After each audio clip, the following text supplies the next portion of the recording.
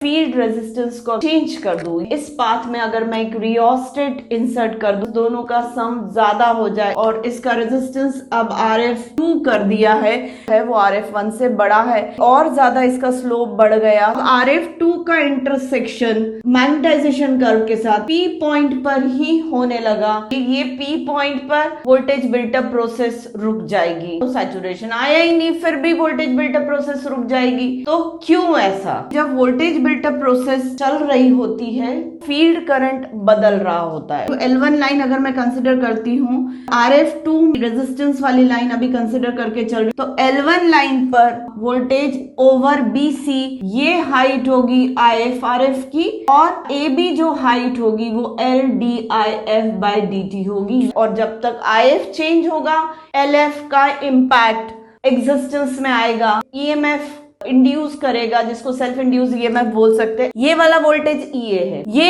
EA voltage जो होगा वो इसके अक्रॉस के दोनों के ड्रॉप्स के सम के बराबर होगा। इस सर्किट में मैं KVL equation EA is equal to RFIF plus LDIF by DT लिख सकती हूँ। ये इसके अक्रॉस के वोल्टेज को मैं EF वोल्टेज बोल रही हूँ। EF की लाइन ये वाली हो गई।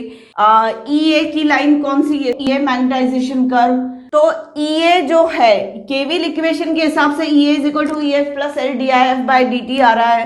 तो EF कहां पर है? BC EF है, यही EF है, यही EF है, और ये AB जो है LDI बाय DT, तो टोटल ये EA हो गया। नेचुरली इनके बीच का जो डिफरेंस है मैग्नेटाइजेशन कर्व और रेजिस्टेंस लाइन के बीच का जो डिफरेंस है वर्टिकल हाइट, वो किसको रिप्रेजेंट कर रहा है? LDIF बाय DT को। इस केवीएल इक्वेशन को मैं इस तरीके से भी लिख सकती हूँ। P पॉइंट के लेफ्ट साइड में आपको मैग्नेटाइजेशन कर्व रेजिस्टेंस लाइन के ऊपर ही दिख रहा है, मतलब P पॉइंट से पहले हर जगह पर जनरेटेड EMF आर्मेचर का ज्यादा है फील्ड वाइंडिंग के रेजिस्टेंस के अक्रॉस के वोल्टेज से। Before P point LDI by DIF by DT something positive is there, पर जैसे ही आप P पॉइंट पर पहुंचते हैं, EA is equal to EF हो रहा है, therefore LDIF by DT becomes 0।